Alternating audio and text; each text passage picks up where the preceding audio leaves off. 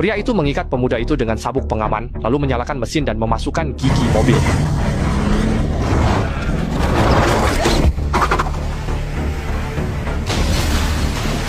Ketika polisi mengangkat pemuda itu, dia sudah menjadi mayat yang dingin dan beberapa jarinya telah dipotong. Ternyata, pemuda tampan ini adalah pemimpin sindikat penipuan, di bawahnya ada puluhan orang.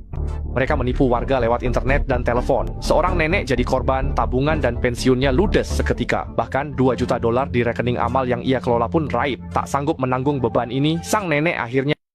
Sebagai agen terkuat organisasi misterius, Dage pernah berkorban demi negara. Namun kini ia muak membunuh. Ia pun pensiun dini, menyewa peternakan di pinggiran kota, dan menjadi peternak lebah yang hidup tenang. Kepribadian Dage yang tertutup dan kesibukannya membuatnya jarang bersosialisasi. Namun ibu pemilik rumah adalah pengecualian. Tanpa menanyakan masa lalunya, ia sering mengundang Dage makan dan memperhatikannya seperti anak sendiri. Hal ini membuat Dage yang terbiasa dengan kekerasan merasakan kehangatan rumah. Sebagai terima kasih, Dage memberikan toples madu pertamanya kepada sang ibu.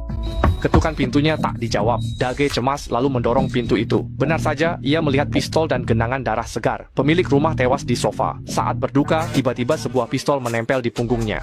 Letakkan pisaunya.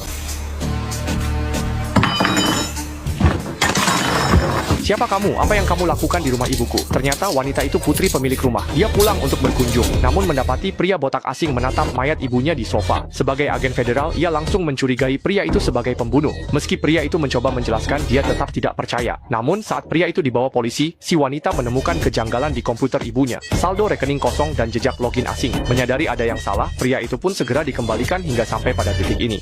Wanita itu sadar telah salah menuduh orang baik. Usai minta maaf, dia menjelaskan penyebab kematian ibunya dan kembali beraksi demi keadilan. Lewat pelacakan rekan organisasinya, lokasi kelompok penipu ditemukan. Jason segera berkendara ke sana. Dia membawa 2 drum bensin dan mengancam satpam akan membakar gedung. Satpam menganggapnya gila dan menyuruhnya pergi. Mereka bahkan mengancam akan membereskan Jason jika tidak segera angkat kaki.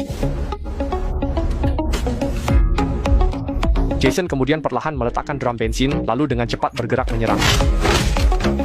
2 satpam dilumpuhkannya, bahkan senjata mereka dibongkar berkeping-keping. Jason membawa bensin, lalu memasuki gedung. Di kantor, penipu memenuhi ruangan. Jason ke tengah dan menyuruh semua orang mengikutinya.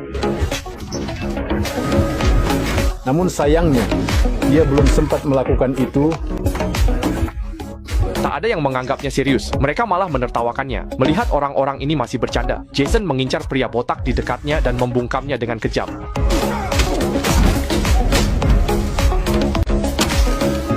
Seluruh kantor ini langsung menjadi sunyi senyap. Semua orang ketakutan hingga tak berani bergerak. Aku tidak akan pernah lagi mencuri dari yang lemah dan rentan.